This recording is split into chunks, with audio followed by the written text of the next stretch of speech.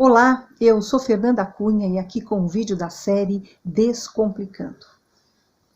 Tempos próximos do início às aulas, agora período de pandemia, e aqui no Brasil muitas instituições de ensino iniciam agora em agosto as aulas, mais precisamente na segunda quinzena de agosto.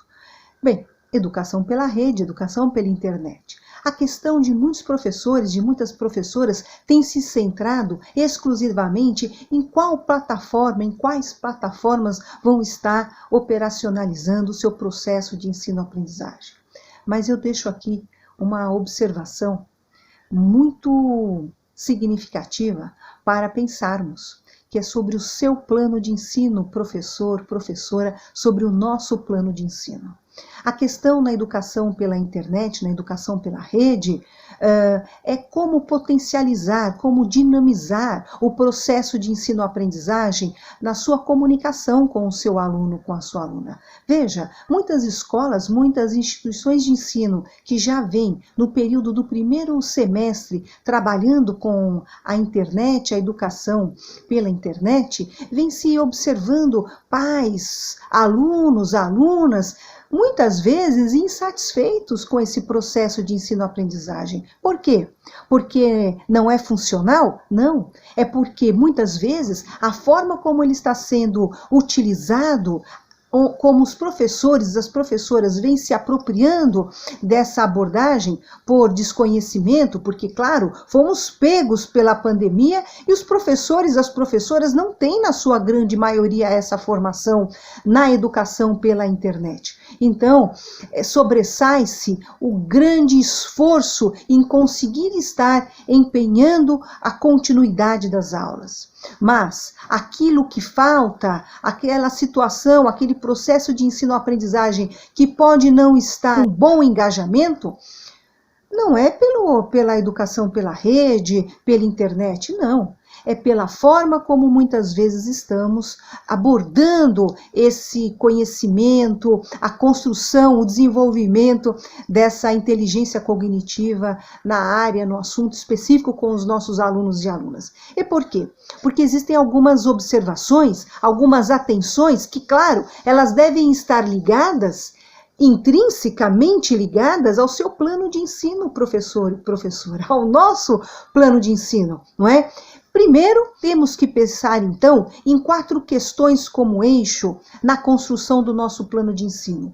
O que ensinar, para que ensinar, quem ensinar e como ensinar. Bem, muitas vezes, no nosso plano de ensino, nós colocamos ementa, objetivos, procedimentos metodológicos. Bem, estas nomenclaturas, você vai observar que elas atendem perfeitamente tal qual as questões que eu coloco. Mas quando nos desprendemos, nos descontextualizamos dessas questões que são essenciais, as respostas do campo que vamos colocar em termos de conteúdo, do que chama-se conteúdo, eu pessoalmente tenho certa preocupação com essa terminologia, com a terminologia, metodologia, enfim, acaba muitas vezes que o professor, a professora pode perder aquele processo do o que ensinar. Bom, o que eu vou ensinar? O que eu pretendo ensinar? Esse o que eu pretendo ensinar, eu, professor, professora, eu tenho que estar engajando esta escolha daquilo que eu pretendo ensinar ao um porquê ensinar. Como assim, Fernanda? Pois é. Veja, quantas vezes não precisamos pensar como professores e professoras, não. Vamos pensar como alunos, porque quem de nós já não fomos, estamos sendo ou seremos. O processo do aprender, ele é constante e, portanto, sempre estamos conectados a uma situação ou de professores, se professores somos, mas certamente sempre de alunos. E veja, quantas coisas, quando nós nos colocamos como alunos, alunas, que a gente aprende, bom, não sei se aprende, mas tentam nos ensinar e a gente pergunta, mas para que isso? Como utiliza isso? Qual é a importância de aprender isto? Esta pergunta que nós fazemos como alunos e alunas, ao longo da nossa vida estudantil, ainda quando pequenos, um pouco maiores e muitas vezes inclusive como adultos, é uma questão que já os professores, as professoras devem fazer. Sim, porque veja, se eu tenho algo que eu pretendo ensinar a alguém, tem que haver algum engajamento deste o que eu quero ensinar, para que eu vou ensinar isto. Porque a partir desta resposta, para que ensinar este o que, é quando eu estou, enquanto educador, educadora, dando sentido a este o quê? Um sentido na vida. Para que aprender isto? Para que ensinar isto? E claro, quando eu tenho esta concepção clara, o processo do a quem ensinar vai estar vinculado com a comunicação que eu terei que aplicar, trabalhar, elaborar para produzir a forma de ensinar, que é o como. Né? Uma mesma situação de processo de ensino-aprendizagem vai mudar de acordo com a nossa audiência, não é? Se é uma criança, se é um adulto, enfim, não é? Então, muitas escolas, em seus processos de ensino-aprendizagem com os seus professores e professoras, têm-se às vezes, se não quase sempre, negligenciado esse processo ligado, conectado com esses 4 eixos. O que ensinar, para quem ensinar, quem ensinar, então como ensinar. Porque, claro, se você não consegue ter a resposta enquanto educador, educadora, do para que ensinar este o quê, aborte, não ensine outra coisa que faça sentido para a pessoa, para quem for aprender, não é? E negligenciar estes eixos é trazer uma proposição falha no processo de ensino-aprendizagem. E claro, nesse sentido, vêm-se as reclamações. Eu sempre digo, muitas vezes os alunos, eles podem até expressarem-se mal acerca de uma enunciação daquilo que lhes incomodam. Mas é pouco provável, mas não improvável, que aquela forma, aquilo que eles trazem de incômodo, não deva ser mais cuidadosamente observado, analisado pelo educador, pela educadora, pela instituição de ensino.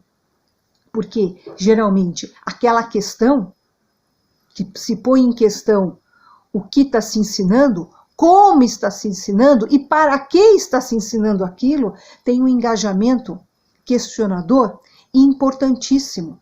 Mas, Fernanda, então eu posso estar errando? Pode, nós podemos, como professores e professoras, termos que realizar alguns processos de ajustes, reanálises, readequações. Esse é um processo contínuo da pesquisa, não é? O professor, a professora é um pesquisador, é alguém que está sempre colocando em questão aquelas questões, aquelas proposições, para tornar a educação que se tenha sentido na vida de quem ensina e de quem aprende, não é? Porque imagine um educador, uma educadora, num processo de ensino-aprendizagem em que nem ele, nem ela está convencida do porquê ensinar aquilo, não é? Bem, então, claro que você vai minimizar um problema importantíssimo de alunos e alunas que quantas vezes estão insatisfeitos, e lógico, os pais também, os alunos chegando enfadonhos daquele processo que eu vou chamar aqui de desensino e desaprendizagem, não é? E nós, professores e professoras, colocarmos esses eixos, nossa, que delícia poder ensinar para quem vai aprender nesse processo que ele é absolutamente intrínseco, né? Entre um processo de ensino-aprendizagem, não é? Com essa dinâmica, com sentido na vida. Né? Dar sentido ao conhecimento é que ele tenha a sua valorização, a sua importância naquele contexto que se tem a sua aplicabilidade filosófica, conceitual, empírico-filosófica. Os aspectos teóricos, nós sabemos, eles não estão separados das questões práticas. Paulo Freire nos fala bem isso, não é mesmo? Agora, Fernando, o que tudo isso tem a ver com a educação pela rede? Absolutamente tudo. Porque o aluno, a aluna, na educação pela rede, ele está distante fisicamente de você. E se muitas vezes você for utilizar o que se chama de educação assíncrona, ou seja, que o processo de ensino-aprendizagem vai acontecer a partir de uma estratégia que você traz com o aluno e que ele desenvolve distante de você, bem, ali é um processo quase solitário. Imagine você nesse processo quase solitário, não é? O aluno, a aluna, estar de frente com um conteúdo que absolutamente ele não consegue entender, o engajamento, a relevância destas ações, destas proposições para a sua vida, não é? Bem, não é ensinar a ele, trazer proposições reflexivas, empíricas, enfim, que ele queira. Bom, ele vai saber os recortes que ele fará na vida dele, na sua área de atuação, a partir de uma série de procedimentos e vivências que ele deverá ter no tempo do agora, enquanto pensando uma educação do ensino básico, ou ainda, logicamente, no ensino superior, ele já está em processo de formação para o mercado de trabalho. Bem, se esses alunos, seja da educação básica, seja do ensino superior, eles não conseguem entender para que serve aquele o quê? Bom, como se dará o processo de um aprendizado pleno, né, que lhe tenha significado para a vida? Será um cumpridor de tarefas. Portanto, a essência, a base, o coração, não é? A base central, o eixo central de um processo de ensino-aprendizagem se dará no construto do seu intento pedagógico, no acontecimento do seu plano de ensino. Não há a menor dúvida. E aí, todo esse processo, se pensará nas ações síncronas, aquelas que têm um acontecimento em tempo real pela internet, que você se encontra neste aqui e agora com o seu aluno, ou assíncronas, em que o aluno procederá com ações que não estarão com a sua presença em tempo real ali com eles, bem, todo este procedimento tem que estar engajado no seu plano de ensino que tenha que ter sentido à vida. Não é mesmo? Bem, então, fica aí esta observação para que tenhamos, em primeira instância, como preocupação central, a construção de um plano de ensino baseado no que ensinar, para quem ensinar, quem ensinar e como ensinar. A partir desses eixos sendo elaborado pelo professor, pela professora, cuidadosamente, para que se dê sentido a estes processos, aí sim nós poderemos dizer que estaremos formando as pessoas para a vida, não é? E que desenvolveremos sim um pensamento consciente, pleno, autogovernativo, porque, claro, estes alunos, estas alunas, estarão sendo desenvolvidos as suas cognições perceptivas acerca da questão que é ali proposta para o processo de formação. Ter a percepção cognitiva acerca de algo está intimamente relacionado com entender o que é aquilo, não é? E não decorar o que é aquilo, reproduzir automaticamente aquilo. Nós, na educação pela internet, nós falamos com aquele aluno, com aquela aluna, não é com o estudante coletivo, não. Há uma singularidade na comunicação. Esta comunicação singular que deve fazer sentido à vida. Posso afirmar que um bom plano de ensino, estrategicamente edificado para o desenvolvimento das ações educativas, forma plenamente um ser humano melhor e teremos sim, cada vez mais, um país melhor. Beijo no seu coração. Se entender relevante o que aqui eu coloco, compartilhe.